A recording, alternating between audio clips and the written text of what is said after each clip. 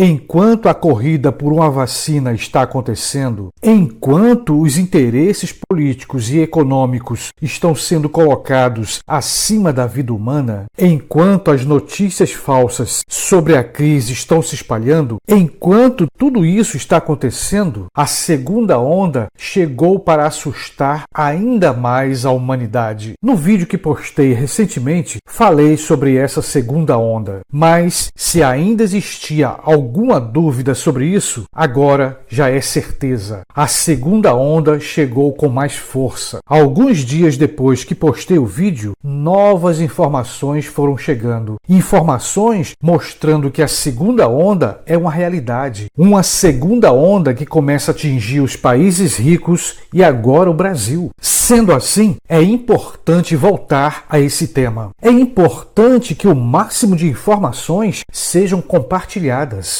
Por isso, peço que você assista esse vídeo até o final. Nesse momento difícil que estamos vivendo, cada detalhe é importante. Esse é o canal Quase Tudo. Seja muito bem-vindo.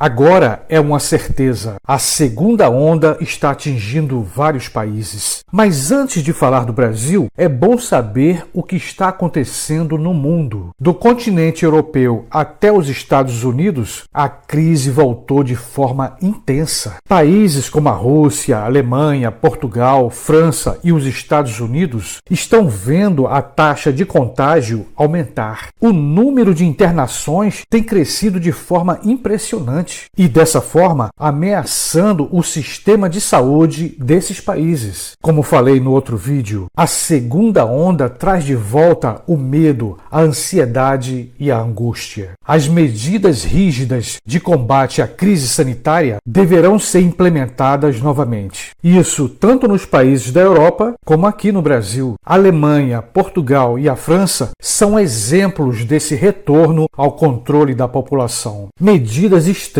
como lockdown, isolamento social e quarentena são alguns exemplos das práticas de combate. E mais uma vez, estabelecimentos comerciais e espaços culturais devem ficar fechados durante a segunda onda. A utilização de máscaras em lugares públicos será fiscalizado cada vez mais. Toda e qualquer aglomeração será proibida. Mas antes de continuar falando sobre esse assunto, quero te fazer um convite bem rápido. Você ainda não se inscreveu no canal? Então aproveita esse momento, faz isso agora, se inscreve. Além de ser rápido, é grátis. E se você gostou desse vídeo, deixa o seu like e compartilha em suas redes sociais. Conto com a sua participação. Continuando.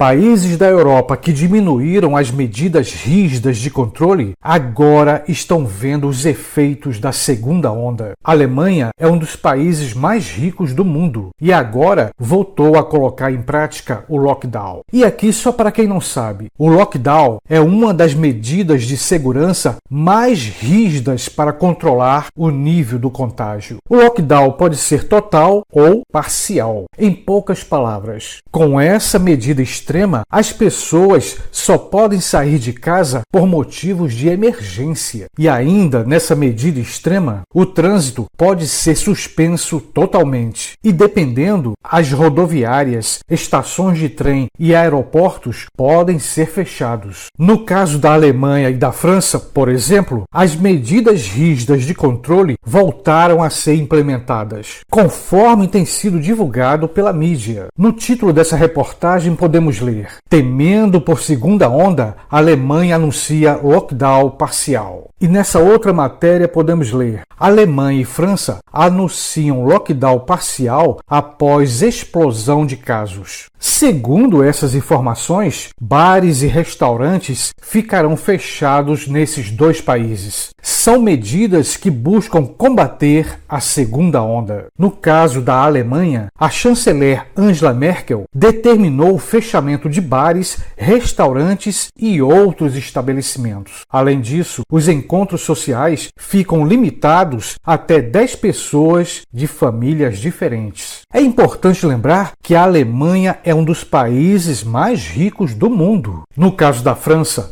o presidente Emmanuel Macron também determinou medidas restritivas parecidas com aquelas da Alemanha, ou seja, fechamento de bares, restaurantes e outros lugares públicos. Até o início de novembro, a França já tinha ultrapassado os 2 milhões de casos desde o início da crise. E segundo o jornal Euronews, o presidente de Portugal vai prolongar o estado de emergência, pelo menos por mais 2 semanas. Mas esse prazo pode ser ampliado por meses. Essas novas restrições de confinamento, de protocolos para combater a segunda onda, também estão acontecendo na Itália, na Grécia, no Reino Unido, na Espanha, na Polônia, na Áustria e na Hungria. Outro país que está vendo o aumento do número de casos crescer é a Rússia. A segunda onda chegou ao território russo. Lembrando aqui que a Rússia produziu uma vacina que, até o momento, tem apresentado um resultado positivo. Além da vacina da Rússia, a China também tem produzido sua própria vacina.